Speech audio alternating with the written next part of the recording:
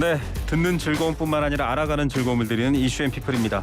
자, 더불어민주당 내부 상황이 술렁이고 있습니다. 더불어민주당이 최강욱 의원에 대해서 당원 자격 정지 6개월 중징계를 의결했는데요. 징계의 의미를 놓고도 여파가 아직까지 이어지고 있습니다.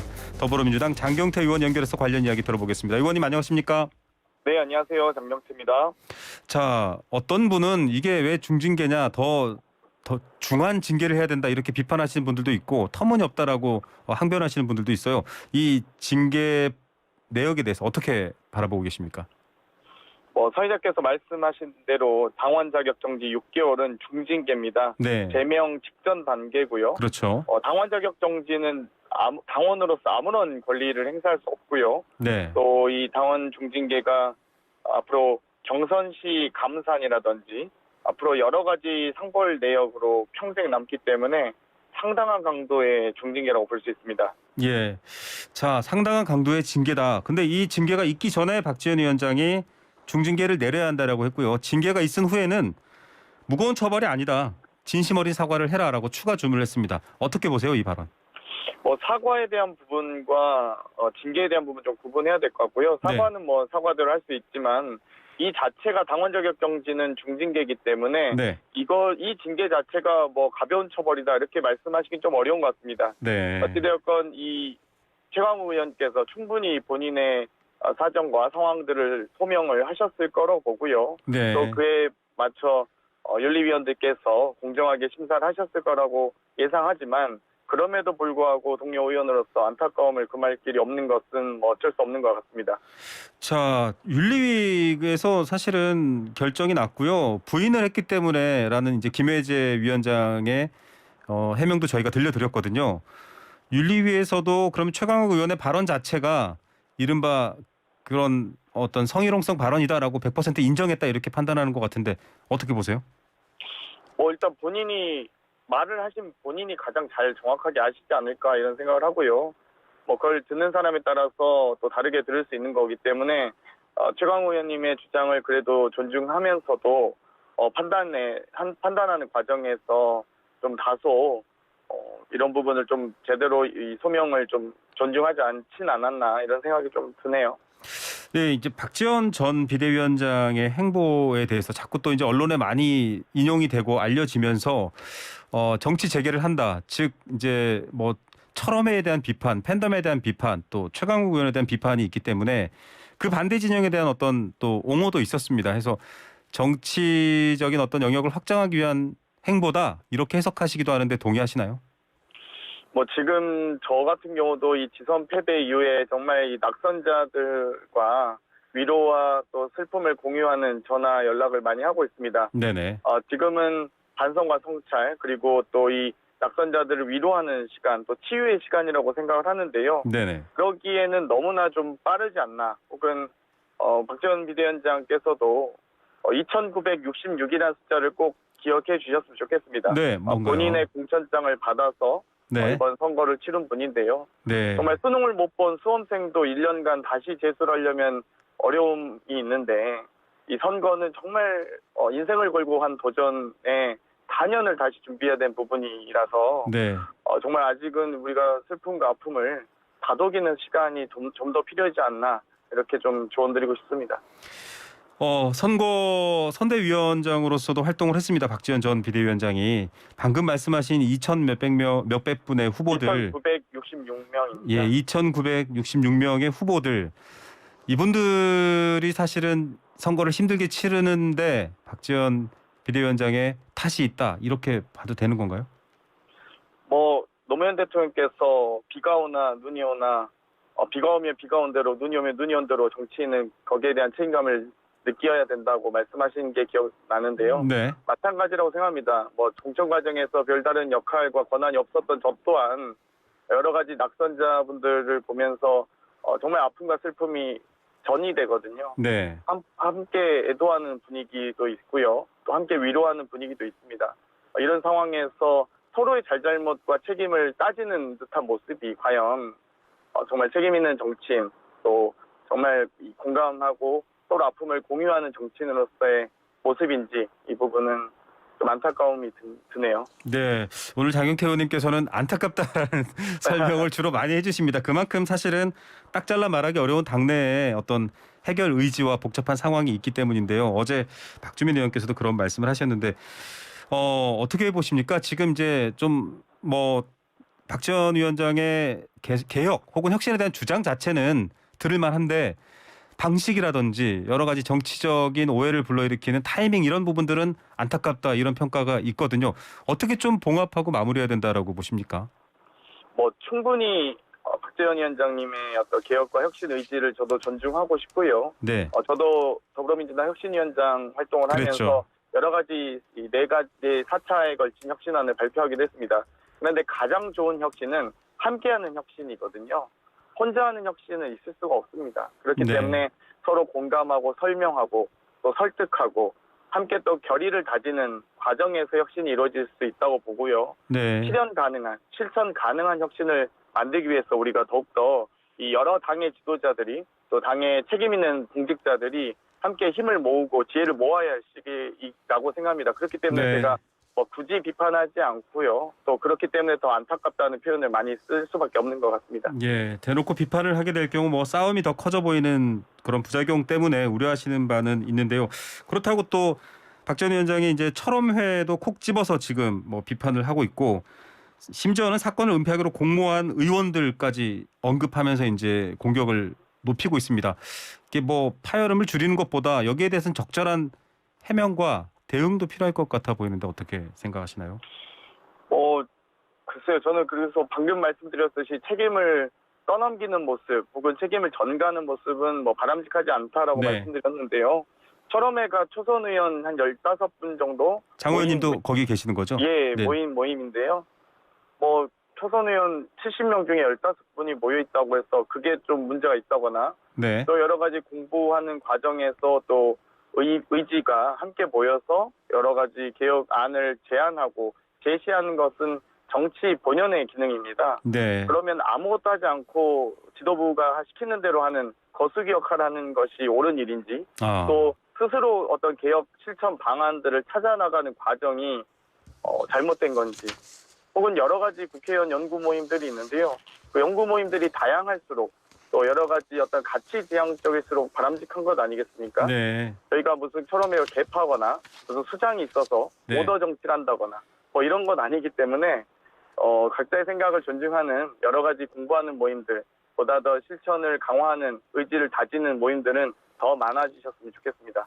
네, 뭐 개혁 성향이다 아니다 이런 분류조차도 사실은 조심스러운 상황일 텐데 장 의원님께서는 스스로는 어느 계파 혹은 어떤 의견과 결을 같이 한다 이렇게 설명하시나요? 글쎄요, 저는 어떤 제가 보도에는 뭐 다양한- 박주민계다 이렇게 표현하는 데도 있습니다. 그러니까 제가 박주민계라고 얘기하신 분도 있고요. 또 정세균 총리님을 뭐 좋아하는 사람으로 분류되기도 네. 하고요. 다양한 것 같습니다. 근데 중요한 것은 어떤 사람을 좋아하느냐 인물 중심의 문제가 아니라 네네. 어떤 가치를 지향하느냐가 더 중요하다고 생각합니다. 그렇기 때문에 정치적 가치와 의제를 선정하는 과정들, 네. 미래의 아젠다를 제시하는 정치인이 되는 것이 아마 저는 바람직한 한국 정치의 모델이라고 생각하고 있고요. 네. 뭐 인물로서 나누는 건 큰 의미가 없다. 그리고 오히려 후퇴한 방식이다라고 좀 조언드리고 싶습니다. 예, 지금 뭐 최강욱 의원 징계건도 그렇고 앞서 말씀드린 뭐 팬덤 정치에 대한 비판과 또 얘기들도 그렇고 표현이라든지 이런 발언에 대한 것들이 조금 어느 정도는 정리가 되거나 정제돼야 될 필요가 있다. 오늘 고민정 의원도 그런 얘기를 했었거든요. 박 전 위원장은 조금 발언을 수위를 조절하면서 했으면 좋겠다 이런 표현했는데 그 의견엔 동의하십니까? 뭐 여러 가지 의견이 있을 수 있다고 생각하고요. 다만 그 의견을 제시할 때 갈등을 혹은 분란을 일으킨다면 네네. 보다 더 신중하게 또 여러 가지 메시지를 전달하는 과정도 공개적일 수도 있지만 또 직접적이고 비공개적으로 할 수도 있고요. 네. 또 용어에 대한 순환은 사실 개딸이든 수박이든 사실 이게 은어이거나 네. 혹은 뭐 이 차별과 혐오를 조장하는 언어라면 문제가 되겠죠. 근데 네.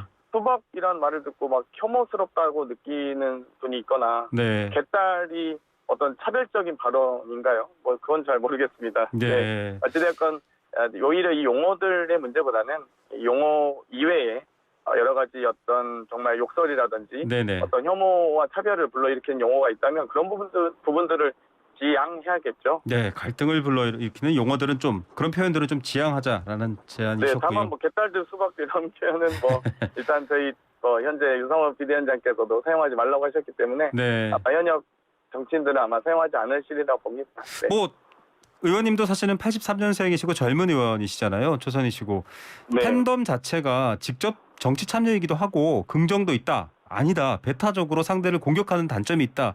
얘기를 하는데 어떻게 판단하십니까? 이게 사실은 이재명 의원 쪽을 또 지칭해서 공격하는 어떤 주 수단이기도 하거든요.